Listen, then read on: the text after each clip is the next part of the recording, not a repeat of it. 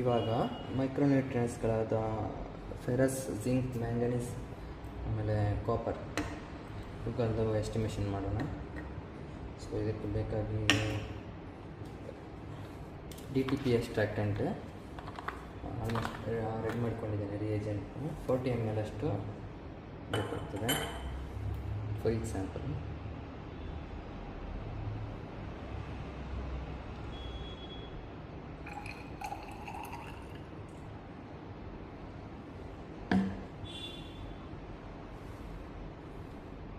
So ಇದರಲ್ಲಿ 10 gram ಅಷ್ಟು soil sample ತಗೊಂಡಿದ್ದೇನೆ.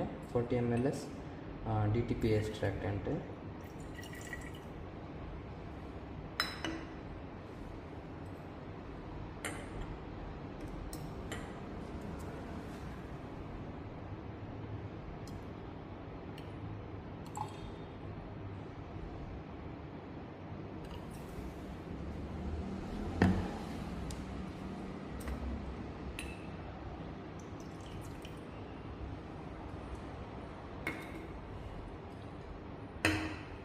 ಸೊ ಇನ್ನೊಂದು ಬ್ಲ್ಯಾಂಕ್ ಅಂತ ತಗೊಳ್ಬೇಕು. ಅದಕ್ಕೆ ಕೂಡ 40 ml ಅಷ್ಟೇ ಮಾಡುವ. ಯಾಕಂತ ಹೇಳಿದ್ರೆ ಅಲ್ಲಿ AS ಮಿಷಿನ್ ಆಸ್ಪಿರೇಷನ್ ಮಾಡುವಾಗ ತುಂಬ ತಗೊಳ್ಳುತ್ತೆ. ಅದನ್ನು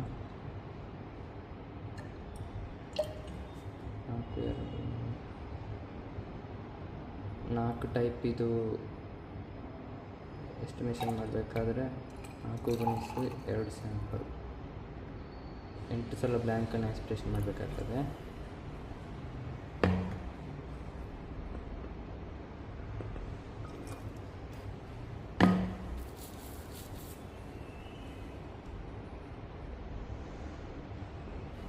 ಸೊ 4 ಮೈಕ್ರೋನ್ಯೂಟ್ರಿಯೆಂಟ್ಸಿಗೆ ಕೂಡ ಇದೆ ಒಂದೇ ಎಕ್ಸ್ಟ್ರಾಕ್ಟೆಂಟ್.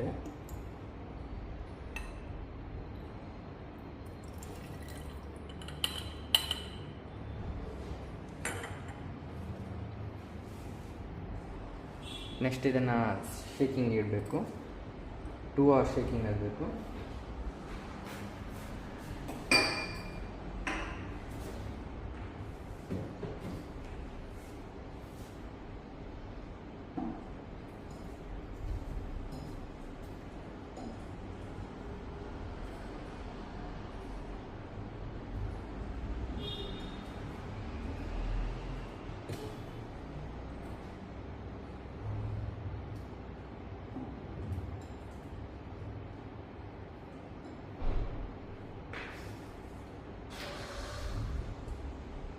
ಸೊ ಇವಾಗ 3 ಟೈಮ್ ಆಗಿದೆ. 5 ಟೈಮ್ ತನಕ ಶೇಕಿಂಗ್ ಇಟ್ಟು.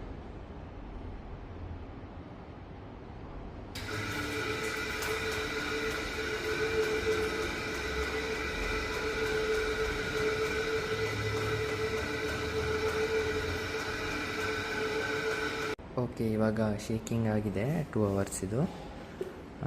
ನಾವು ಫಿಲ್ಟ್ರಿಗೆ ಇಟ್ಟಿದ್ದೇನೆ. ಬ್ಲ್ಯಾಂಕ್ ಒಂದು first sample, second sample. Actually ಇದರಲ್ಲಿ ASಗೆ ಫೀಡ್ ಮಾಡೋ ಕಾರಣ ಇದನ್ನು ಡಬಲ್ ಫಿಲ್ಟ್ರೇಷನ್ ಮಾಡಬೇಕಂದ್ರೆ 2 ಫಿಲ್ಟರ್ ಪೇಪರ್ ಇಟ್ಟು ಫಿಲ್ಟರ್ ಮಾಡಬೇಕಾಗ್ತದೆ. ಯಾಕಂತ ಹೇಳಿದ್ರೆ AS ಇದು ಆಸ್ಪಿರೇಷನ್ ಪೈಪು ತುಂಬ ನ್ಯಾರೋ ಇರೋ ಕಾರಣ ಎಲ್ಲಾದರೂ ಬ್ಲಾಕೇಜ್ ಆದರೆ ಮತ್ತು ವಾಪಸ್ ಟೆಕ್ನಿಷಿಯನ್ಸನ್ನು ಕರಿಬೇಕಾಗ್ತದೆ. ಸೊ ಡಬಲ್ ಫಿಲ್ಟ್ರೇಷನ್ ಮಾಡೋದು ಇಂಪಾರ್ಟೆಂಟ್. ಓಕೆ, ಇವಾಗ ಅದು ಫಿಲ್ಟರ್ ಆಗಲಿಕ್ಕೆ ಇಟ್ಟಿದ್ದೇನೆ. ಸೊ ಅದನ್ನು ಮೈಕ್ರೋನ್ಯೂಟ್ರಿಯೆಂಟ್ಸ್ ಅನಲೈಸಿಸ್ ಮಾಡಲಿಕ್ಕೆ ಇದು ಅಟೋಮಿಕ್ ಅಬ್ಸರ್ಪ್ಷನ್ ಸ್ಪೆಕ್ಟ್ರೋಫೋಟೋಮೀಟರ್ ಅಂತ ಸಿಸ್ಟ್ರಾನಿಕ್ಸ್ ಅವ್ರದ್ದು.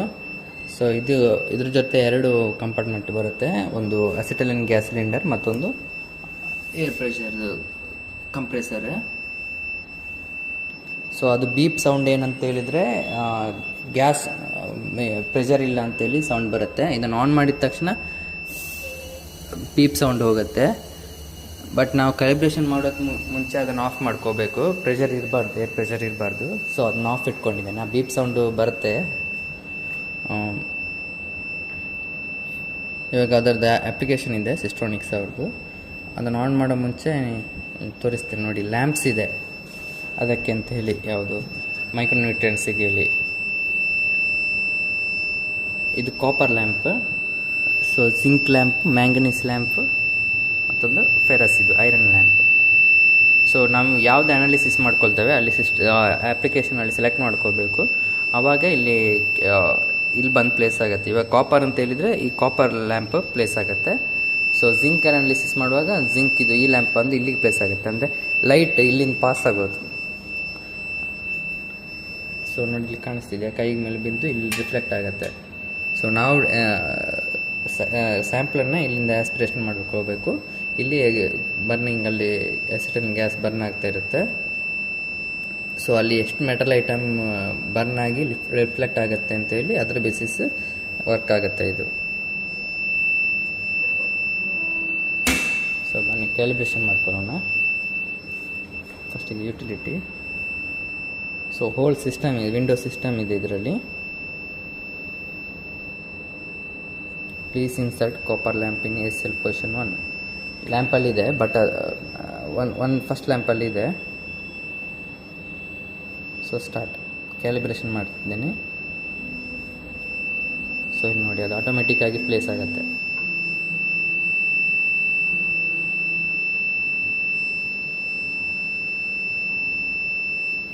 ಸೊ ವೇವ್ ಲೆಂತ್ ಪೊಸಿಷನ್ ಹಂಗೆ ಆಗ್ತಾಯಿದೆ.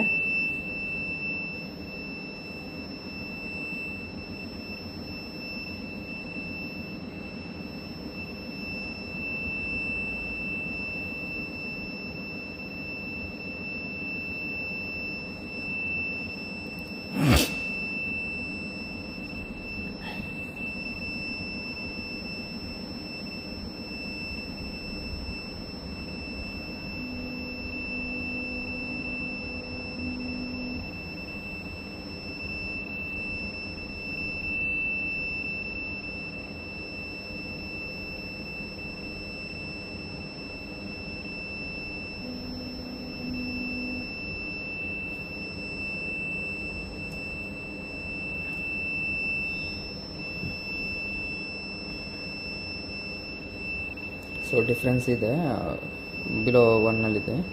ಸೊ ಏನೋ ವೇವ್ ಆಟೋ ಕರೆಕ್ಷನ್ ಆಗಿದೆ, ಆಟೋ ವೇವ್ ಲೆಂತ್. ಬ್ಯಾಕ್ ಬಂದುಬಿಟ್ಟು ಇವಾಗ ನಮ್ಮದು 4 ಇದಕ್ಕೆ ಸ್ಟ್ಯಾಂಡರ್ಡ್ ಮಾಡಿ ಇಟ್ಕೊಂಡಿದ್ದೇನೆ. ಅಂದರೆ ಜಿಂಕಿಗೆ 1 ppm, ಇದು 2 ppm, 3 ppm, 4 ppm, 5 ppm. ಹಾಗೆ ಕಾಪರಿಗೆ ಕೂಡ 1 2 3 4 5 ppm. ನೆಕ್ಸ್ಟ್ ಫೆರಸ್ಸಿಗೆ ಕೂಡ 1 2 3 4 5 ppm ಇದು. ಸೊ ಮತ್ತು ಮ್ಯಾಂಗನೀಸಿಗೆ ಆಲ್ರೆಡಿ ಕ್ಯಾಲಿಬ್ರೇಷನ್ ಮಾಡಿದ್ದೇನೆ, ತುಂಬ ಲಾಂಗ್ ಪ್ರೊಸೀಜರ್ ಇದೆ. ಸೊ ಅದನ್ನು ತೋರಿಸ್ತಿಲ್ಲ ಇದರಲ್ಲಿ. ಅದರಲ್ಲಿ ಮಾಡಿದ್ದು ಯಾವಾಗ ಅಂತ ಆಟೋ ಸೇವ್ ಆಗಿರುತ್ತೆ, date auto saved method.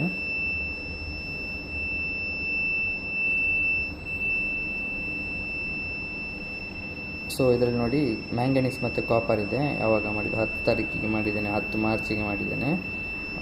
Next ಇದರಲ್ಲಿ ಬ್ಯಾಕ್ ಬಂದುಬಿಟ್ಟು ಓಪನ್ ಮೆಥಡ್ಸಲ್ಲಿ ನೋಡಿ, ಇದರಲ್ಲಿ ಕೂಡ ಸೇವ್ ಆಗಿದೆ. ಅದು ಬೇರೆನೇ ಪ್ರೊಸೀಜರಲ್ಲಿ ಮಾಡಿದ್ದು. ಅಂದರೆ ಸಿಸ್ಟಮಲ್ಲಿ ನಾನು ಕೊಟ್ಟಿರಲಿಲ್ಲ ಸೇವ್ ಮಾಡಿ ಅಂತ, ಅದು ಆಟೋಮೆಟಿಕ್ಕಾಗಿ ಸೇವ್ ಆಗಿರೋದು ಅಲ್ಲಿರುತ್ತೆ. ನಾನು ಸೇವ್ ಅಂತ ಕೊಟ್ಟದ್ದು ಮಾತ್ರ ಇಲ್ಲಿ ಬಂದಿರುತ್ತೆ. ಜಿಂಕ್ ಮತ್ತು ಐರನ್ ಫೆರಸ್ ಇದೆ 10 ತಾರೀಕಿಗೆ ಮತ್ತು 11 ತಾರೀಕಿಗೆ ಸೇವ್ ಆಗಿದೆ. ಸೊ ಇವಾಗ ಐರನ್ ತಗೊಳ್ಳೋಣ. ನೋಡಿ ಕ್ಯಾಲಿಬ್ರೇಷನ್ ಆಗಿರೋದೆ ಅಂತ ತೋರಿಸ್ತಿದೆ. Standard 1, standard 2, standard 3, standard 4, standard 5 ಅಂತ. So SL position 4th position. SL lamp ನೋಡಿ ಫೆರಸ್ಸಿಗೆ ಎಷ್ಟಿದೆ, 4th. 1 2 3 4 4th ಪೊಸಿಷನಲ್ಲಿದೆ ಫೆರಸ್ ಲ್ಯಾಂಪ್. ಸೊ ಇವಾಗ ಸ್ಟಾರ್ಟ್ ಅಂತ ಕೊಟ್ಟರೆ ನಾನು ಫೆರಸ್ ಲ್ಯಾಂಪ್ ಬಂದು ಪ್ಲೇಸ್ ಆಗುತ್ತೆ.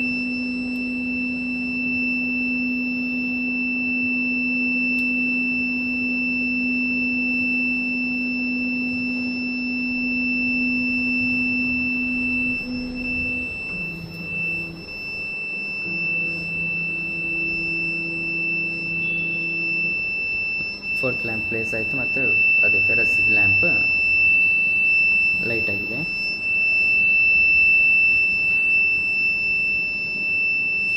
ಸೊ ಇದನ್ನು ಕ್ಲೋಸ್ ಮಾಡ್ತೀನಿ, ಅಂದರೆ ವೇವ್ ಲೆಂತ್ ಡಿಸ್ಟರ್ಬ್ ಆಗಬಾರ್ದು ಅದು.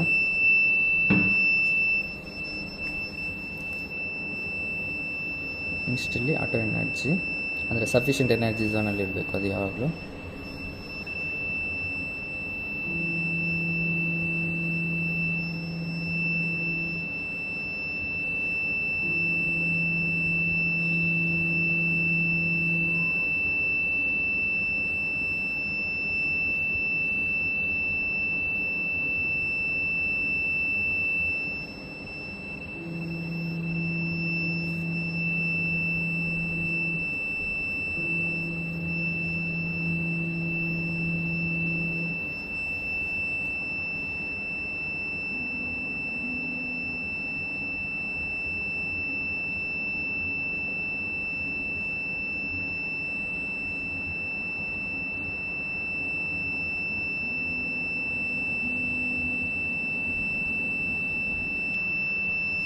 ಓಕೆ, ಇವಾಗ ಸಫಿಷಿಯೆಂಟ್ ಎನರ್ಜಿ ಝೋನಲ್ಲಿದೆ.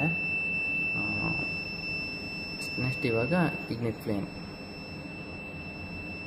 ಫ್ಲೇಮ್ ಮಾಡೋ ಮುಂಚೆ ಕಂಪ್ರೆಸರ್ ಆನ್ ಇಟ್ಕೋಬೇಕು, ಮತ್ತು ಗ್ಯಾಸ್ ಸಿಲಿಂಡರ್ ಕೂಡ ಆನಲ್ಲಿ ಇಡಬೇಕು. ಆನಲ್ಲಿದೆ.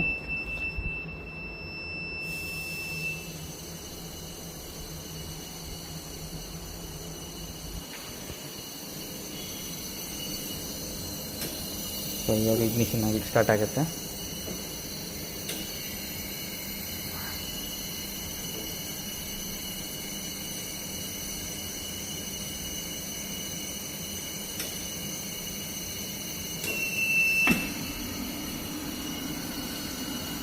ಸೊ ಇಗ್ನಿಷನ್ ಆಗಿದೆ.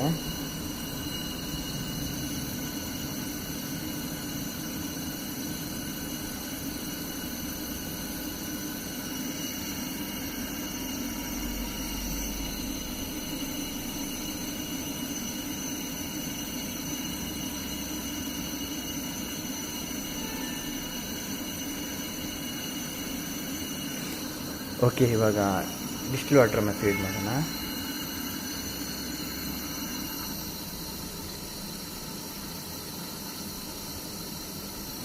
ಸೊ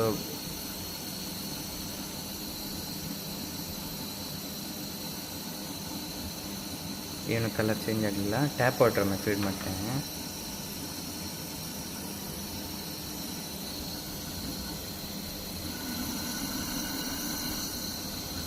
ಫುಲ್ ಚೇಂಜ್ ಆಯಿತು ಕಲರ್, ಅಂದರೆ ಸಾಲ್ಟ್ ಕಂಟೆಂಟ್ ಇರುತ್ತಲ್ಲ.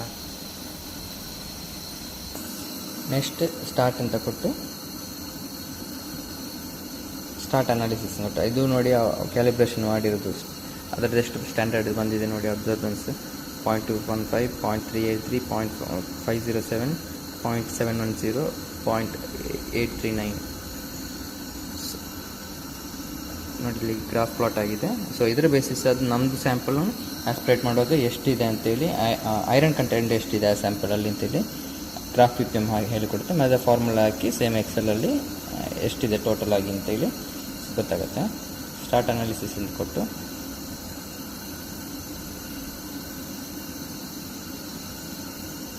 ರೀಡ್ ಸ್ಯಾಂಪಲ್ ಅಂತ ಕೊಟ್ಟರೆ ಆಯಿತು. ನೆಕ್ಸ್ಟ್ ಅದು ಫಿಲ್ಟರ್ ಆಗಲಿಲ್ಲ ಇನ್ನು ಸಹ. ಫಿಲ್ಟರ್ ಆಗುವಾಗ ಇದು ಮಾಡಿ ಅನಾಲಿಸಿಸ್ ಮಾಡುವ. ಸೊ ಅದು ಫಿಲ್ಟರ್ ಆಗಲಿಕ್ಕೆ 1 ಡೇ ಬೇಕಾಗ್ತದೆ, ಅಂದರೆ ಡಬಲ್ ಫಿಲ್ಟ್ರೇಟ್ ಅಲ್ಲ. ಸೊ ಸ್ಲೋ ಆಗಿ ಫಿಲ್ಟರ್ ಆಗಬೇಕಷ್ಟೇ. ಓಕೆ, ಇವಾಗ ಫಿಲ್ಟರ್ ರೆಡಿ ಇದೆ. ಫಸ್ಟ್ ಸ್ಯಾಂಪಲ್ ಮತ್ತು ಸೆಕೆಂಡ್ ಸ್ಯಾಂಪಲ್ ಇದು. ನಾನೀಗ ಕಾಪರ್ ಫಸ್ಟ್ ಎಸ್ಟಿಮೇಷನ್ ಮಾಡೋಣ. ಸ್ಟಾರ್ಟ್.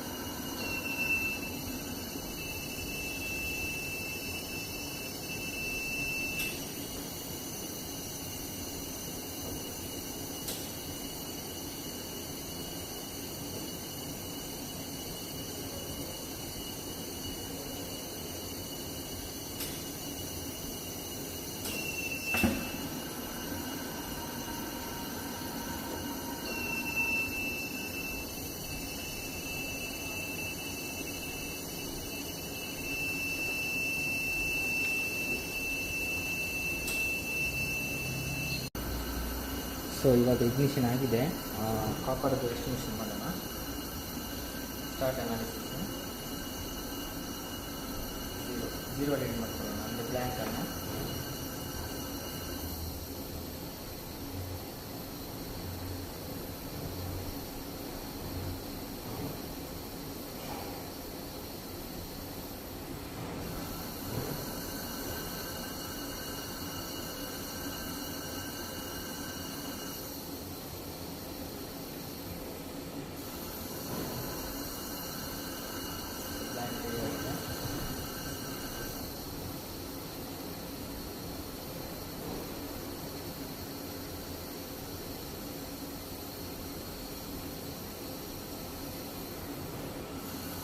ಫಸ್ಟ್ ಸ್ಯಾಂಪಲ್ ಕೊಡೋಣ.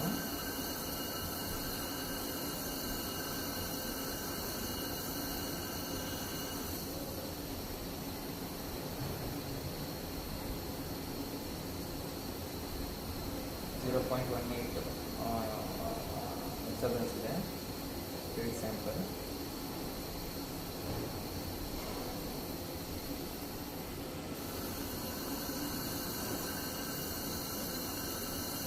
ಸ್ವಲ್ಪ ಕಾನ್ಸಂಟ್ರೇಷನ್ ಬಂದಿದೆ ನೋಡಿ.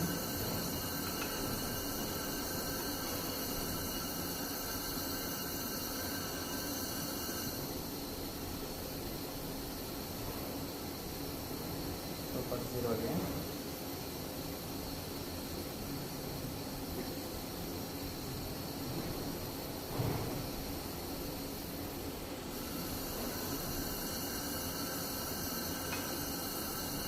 ಇವಾಗ ಎರಡನೇ ಸ್ಯಾಂಪಲ್.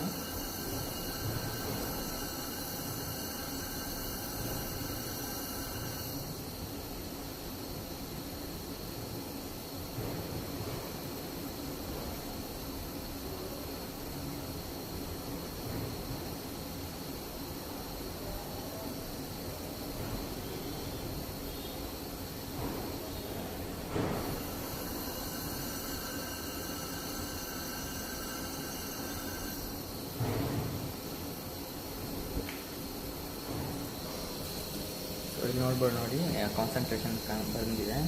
ಸೀರಿಯಲ್ ನಂಬರ್ ಅಂದರೆ 1 ಫಸ್ಟ್ ಸ್ಯಾಂಪಲ್. ಇದು ಎಷ್ಟು ಅಬ್ಸರ್ಬೆನ್ಸ್ ಇದೆ, ಅಬ್ಸರ್ವ್ಡ್ ಕಾನ್ಸಂಟ್ರೇಷನ್, ರಿಯಲ್ ಕಾನ್ಸಂಟ್ರೇಷನ್ ಎಷ್ಟಿದೆ ಅಂತ.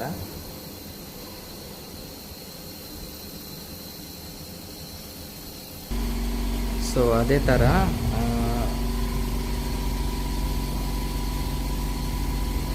ಕಾಪರ್ ಆಯಿತು. ಮ್ಯಾಂಗನೀಸ್ ಇಲ್ಲಿದೆ, ಅದರದ್ದು ಆಟೋಸೇವ್ಡ್ ಮೆಥಡ್ ಮೂಲಕ ಮಾಡ್ತೀನಿ. ಮತ್ತು ನೆಕ್ಸ್ಟ್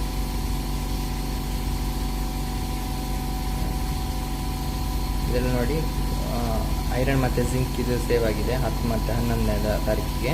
ಸೊ ಆ ಮೆಥಡ್ ಯೂಸ್ ಮಾಡಿಕೊಂಡು ಜಿಂಕ್ ಮತ್ತು ಐರನ್ದು ಅನಾಲಿಸಿಸ್ ಮಾಡ್ತೇನೆ. ಲಾಸ್ಟಿಗೆ ಮತ್ತು ನಮ್ಮದು ಅಬ್ಸರ್ವೇಷನ್ ಎಷ್ಟು ಬಂದಿದೆ ಸಿಸ್ಟಮಲ್ಲಿ ಹಾಕಿ ಫಾರ್ಮುಲಾ ಹಾಕಿದರೆ ಎಷ್ಟು ಕಾನ್ಸಂಟ್ರೇಷನ್ PPM ಅಲ್ಲಿದೆ ಅಂತೇಳಿ ಗೊತ್ತಾಗುತ್ತೆ. ಓಕೆ, ಇವಾಗ ಇವರದ್ದು ಫಸ್ಟ್ ಮತ್ತು ಸೆಕೆಂಡ್ ಸ್ಯಾಂಪಲಿದ್ದು AS ರೀಡಿಂಗ್ಸ್ ತಗೊಂಡಿದ್ದೇನೆ ನೋಡಿ. Copper, zinc, manganese, ferrous. ಇದನ್ನು ಎಕ್ಸೆಲ್ಗೆ ಹಾಕಿದ್ದೇನೆ. ಬಂದಿದ್ದು ನೋಡಿ, ಐರನ್ 13.476 ಇದೆ. ನಾರ್ಮಲ್ ರೇಂಜ್ ಇಲ್ಲಿದೆ ನೋಡಿ, 2.5 to 4.5 ಅಂತ ಜಾಸ್ತಿನೇ ಇದೆ. ಮತ್ತು ಮ್ಯಾಂಗನೀಸ್ ಸ್ವಲ್ಪ ಕಮ್ಮಿ ಇದೆ. ಕಾಪರ್ ಅಬವ್ ಇದೆ ನಾರ್ಮಲ್ಗಿಂತ. ಸಿಂಕ್ ಕೂಡ ನಾರ್ಮಲ್ಗಿಂತ ಅಬವ್ ಇದೆ. ಮ್ಯಾಂಗನೀಸ್ ಸ್ವಲ್ಪ ಕಮ್ಮಿ ಇದೆ ಅಷ್ಟು ಇದರಲ್ಲಿ ಮೈಕ್ರೋನ್ಯೂಟ್ರಿಯೆಂಟ್ಸ್. ಓಕೆ, ಇದಿಷ್ಟು ಮೈಕ್ರೋನ್ಯೂಟ್ರಿಯೆಂಟ್ಸ್ ಅನಾಲಿಸಿಸ್. Thank you.